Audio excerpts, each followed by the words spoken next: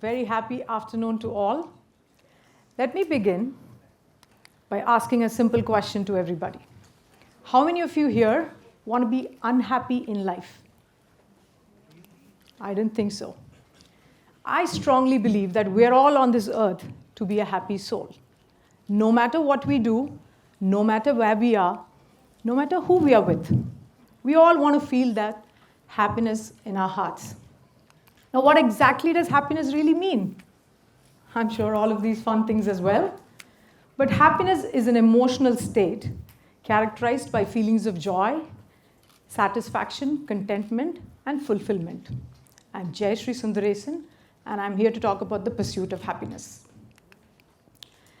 I realize it's all connected to what do we do with our time and how we reinvent ourselves from time to time. Sometimes it involves external factors like your habits, your hobbies, your career, what you're learning, your relationships, your location. Sometimes it's internal factors too, how you behave, how you think, how you communicate, how you carry yourself, how you listen, how you feel. There is no easy formula or a map to this. It's a journey of self-discovery. For some, it means you have to break out of bad habits. For some, it means learning a new life skill.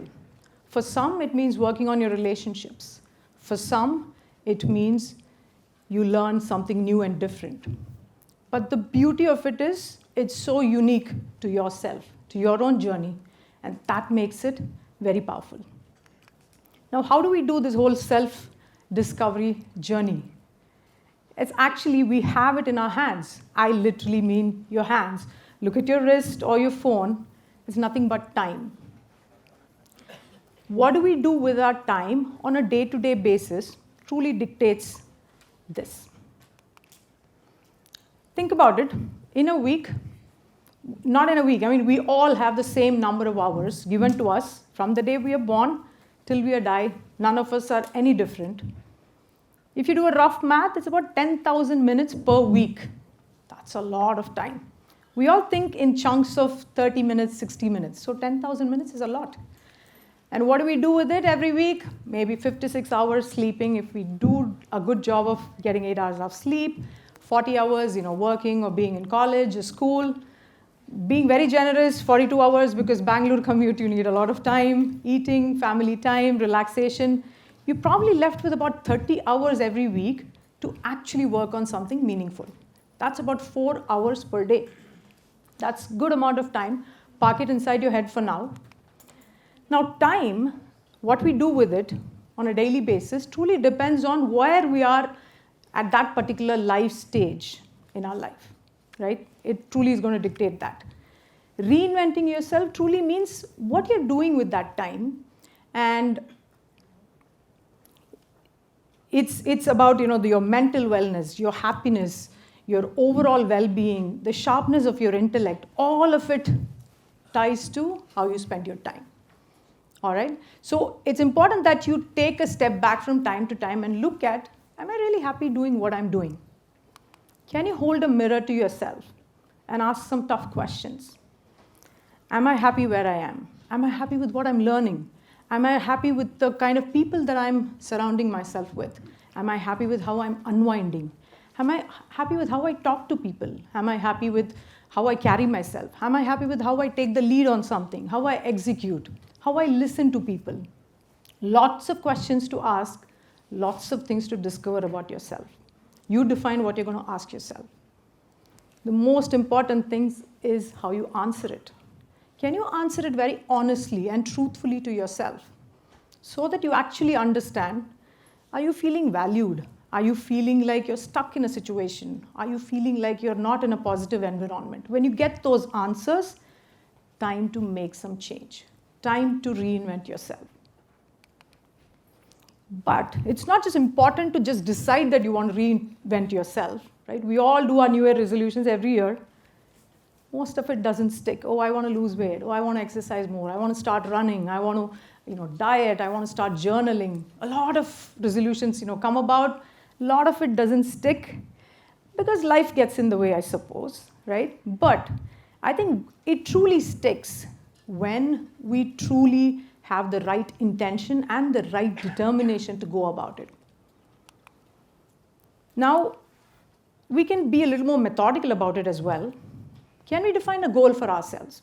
Like, go home today, talk to yourself, ask some of those tough questions, and define a goal.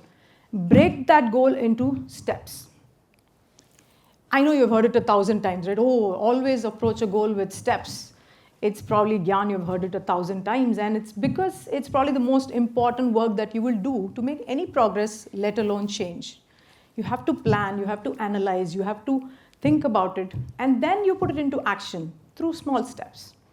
You do it, you try again, you do it, you try again, and slowly you will start to see changes happening. Not just yourself, people around you will start to recognize those changes as well. Now, is it as easy as I say? Of course not. The biggest roadblocks are going to be fear of failure and fear of judgment. We are going to be questioning ourselves. What if I fail? What if people laugh at me? What if I try everything and nothing works? What if I still end up being a failure? All of these questions are going to plague you. The thing that has worked for me that I'll share is asking myself the question, what's the worst that can happen? When I ask that question to myself, it's like peeling the layers of an onion. Obviously, the utmost fear that's holding me back is not going to come in the first instance. It's not going to come out. So you have to ask yourself the question, when you answer truthfully, whatever that answer may be, ask another question. Okay, so what? Is it that bad? Again, ask the question, what's the worst that can happen? You'll get another answer. So you go deeper and deeper and deeper until you identify what exactly is it that is holding you back. And when you actually face it, you will realize, you know what, it's not that bad. It's not that bad at all. I can manage it. I can mitigate it. I can take help for it. It's okay. I'll go give it a try. You will get that confidence when you go through this exercise. And fear of judgment. See, I tell my daughters all the time this. It's like, don't worry so much about what others will think. The people that you think are judging you, that you have worried so much, they might not be even in your life in a few years down the line. So why bother so much? Why worry so much? Think of it like 5 years before, maybe when you were in school, critical juncture, when you felt that fear of judgment. Are those people still in your life? I bet 99% they are not. Or even if they are, probably doesn't affect you as much, right? So give yourself that freedom from the fear of judgment. You will really go a long way when you do that. This is another technique that I really use, the visualization technique. It's very powerful. Olympic athletes use it all the time. As part of their preparation, they are imagining themselves standing on the podium, listening to the national anthem, draping that gold medal around their neck. That's part of their preparation. It's a very, very, very powerful technique. You will hear this from sportsmen around the world in all types of games all the time. For example, for this talk, I've played this talk inside my mind multiple times already, standing here, having a smile on my face, talking to you all with confidence. So for me, when I'm standing here and doing it real time right now, it feels like second nature because I've done it so many times already inside my head. It's a very powerful technique. Be mindful of picking a spot or a time during the day. Remember the 4 hours we parked and the little steps that we talked about that you will formulate towards your goal?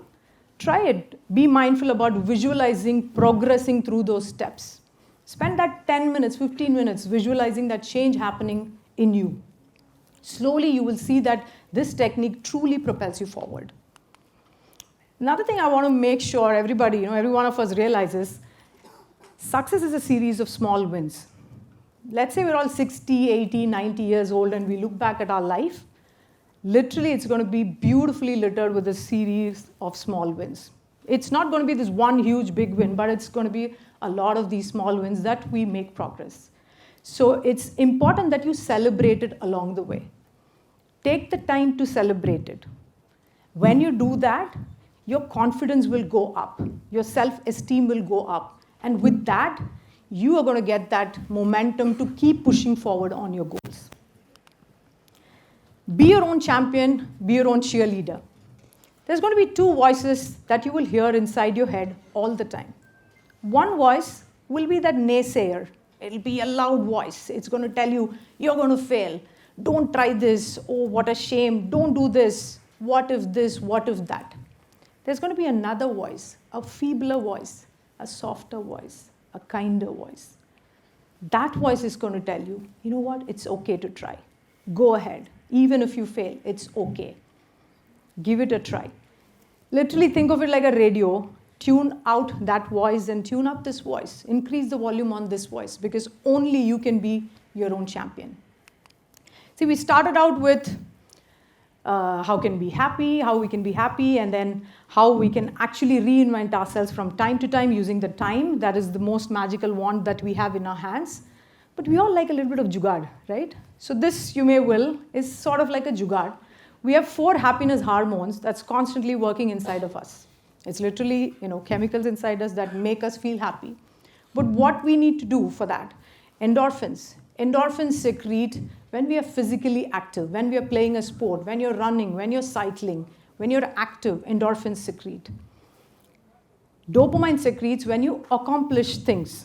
When you finally fix that bulb that your mom has been behind you for like weeks, or when you finish that assignment and submit. That's endorphins.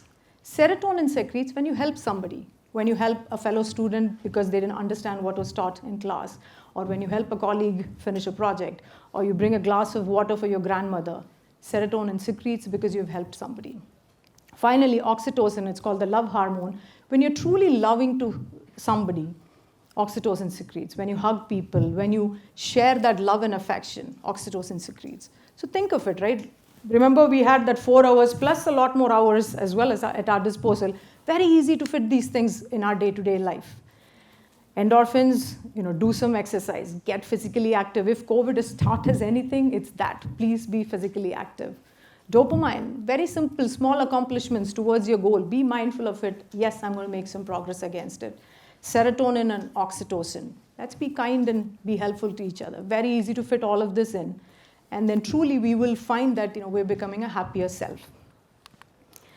What is this picture? This picture is a picture of our universe. It's basically all the galaxies that's shining so bright. If you think about it, the universe is a very vast space, right? This is Jayashree. I'm standing here on this stage. Zoom out Bangalore, zoom out India, zoom out Asia, zoom out further, world, Earth, solar system, Milky Way galaxy, and then this. We are so insignificant. We are literally a speck of dust as far as this universe is concerned. We are not even a blip in the time lapse of the universe. Yet, we carry so much of ego inside us, so much of negative thoughts and things that pull us down. When I walk out in the evening and when I look at the star-lit sky, this thought always keeps me grounded. I am so insignificant when I think about the universe, right? We need to be so humble, we need to be so grounded when this thought hits us. So if we are so insignificant, does it really matter? Does any of this matter? Does it matter that I should be happy? Does it matter that I should reinvent myself? Does it matter that I should work towards my goals? Does any of it matter? Of course it does. This is one of my favorite quotes. I've had the good fortune to visit the Himalayas a few years back.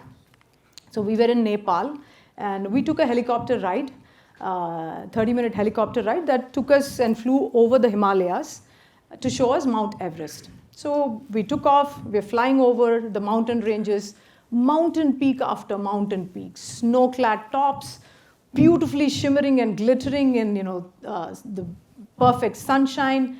And then we land at this place called Kalapatthar, which is at 10,000 feet. For context, Mumbai is 30 feet above sea level. So I'm talking 18,000 feet above sea level. And then the guide is pointing to a peak and says, that is Mount Everest, that's 29,000 feet above sea level. You are totally hit by the expanse of it all. You stand in front of an ocean. You don't see the ends of it. You don't know where it begins. You don't know where it ends. You stand in the middle of a forest. You look around yourself. Such dense greenery, the trees are literally skyscrapers touching the sky. The same creator, whether you call it God, science, nature, whatever you want to name it based on your belief or non-belief system, the same creator that has created all of this has decided that this world needs one of you, one of me. How special must I be to be here? What am I doing with my time? What am I doing with what's been given to me? And how am I making a difference? So the question we all have to ask ourselves as we rise from embers is, how am I going to make a difference? How am I going to reinvent myself? Thank you so much for the wonderful opportunity. You've been a lovely audience.